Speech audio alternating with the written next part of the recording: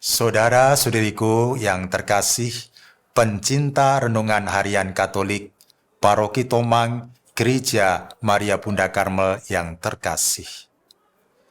Kalau orang bertamu di suatu rumah, tentu dia berharap agar tuan rumah mau menemuinya dan tidak sibuk menyiapkan makanan atau hidangan bagi dirinya.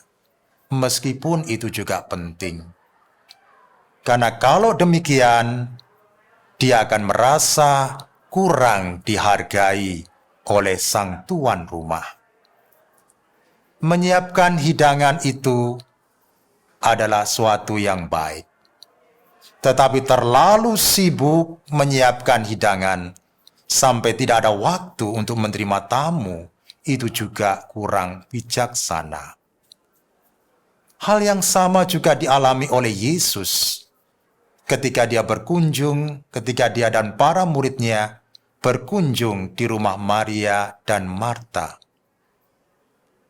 Saat berkunjung ke rumah mereka, Marta terlalu sibuk melayani Yesus dan para muridnya, sehingga dia tidak mempunyai waktu untuk menemui dan berbicara dengan Yesus, mendengarkan sabdanya. Sementara Maria, dia mau duduk diam dekat kaki Yesus dan mendengarkan sabda Yesus.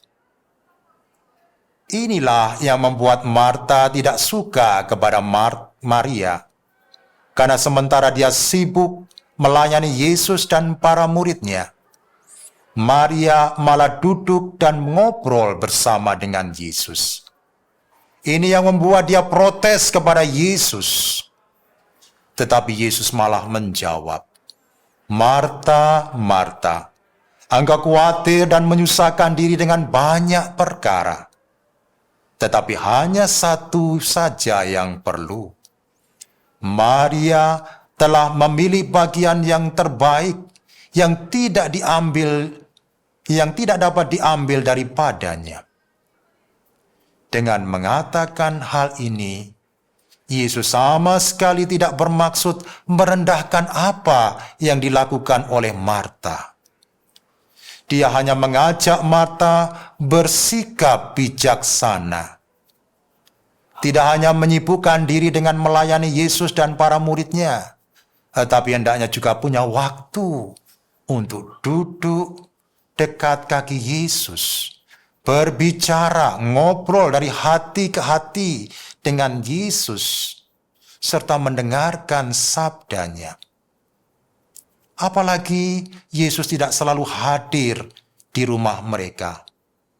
Maka kesempatan untuk bertemu dengan Yesus hendaknya digunakan untuk ngobrol, berbicara dari hati ke hati dengan Yesus, dan tidak sibuk dengan berbagai hal yang tidak perlu.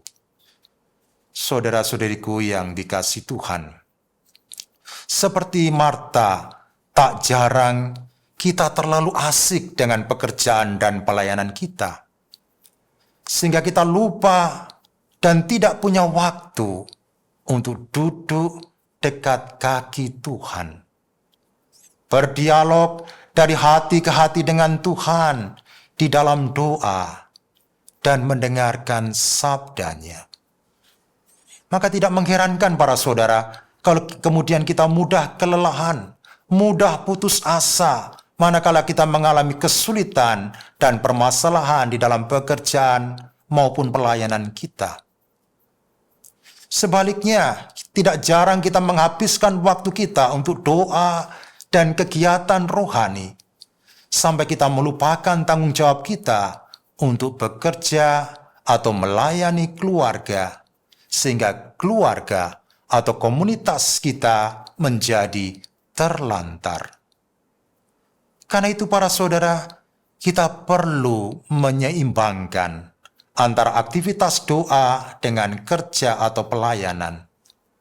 Tidak hanya menekankan aktivitas yang satu dan melupakan aktivitas yang lain, tetapi melakukan keduanya secara proporsional. karena aktivitas yang satu berkaitan dengan aktivitas yang lain. Doa yang sejati memberikan dorongan atau semangat serta kekuatan untuk berkarya atau melayani, mengarahkan dan membimbing kita sehingga karya pelayanan kita dapat terlaksana sesuai dengan kehendak Tuhan. Doa yang sejati mampu menjiwai karya sehingga semuanya dilaksanakan semata-mata demi cinta kita kepada Tuhan dan bukan semata-mata untuk mencari pujian atau keuntungan pribadi. Sebaliknya, karya yang sejati mendorong orang untuk menyadari kehadiran dan kasih Allah di dalam karya pelayanannya, membuat orang memuji, bersyukur, bergantung, dan berserah kepada Allah.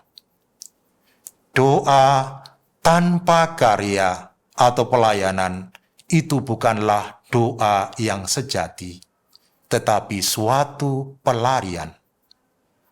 Karya tanpa doa itu bukan karya atau pelayanan sejati, tetapi lebih pada kesibukan atau karya sosial belaka.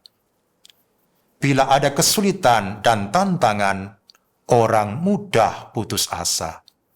Semoga kita bisa menyeimbangkan antara doa dan karya pelayanan yang kita lakukan, sehingga kita mampu bertumbuh, berkembang di dalam Tuhan. Marilah berdoa. Allah Bapa kami yang Maha Baik, ajar kami untuk dapat menyeimbangkan antara karya pelayanan dengan doa, sehingga semuanya benar-benar dapat mendukung satu dengan yang lainnya. Dengan doa yang kami lakukan dengan sungguh-sungguh, kami dapat bekerja dengan giat, dan akhirnya semuanya itu mampu membuat kami mempersembahkan hidup kami kepadamu. Sebaliknya, dengan melakukan karya dengan sungguh-sungguh, dengan penuh cinta akan Engkau, kami pun juga semakin dibawa untuk pada kesadaran memuji dan memuliakan keagungan-Mu. Demi Kristus Tuhan dan pengantara kami. Amin.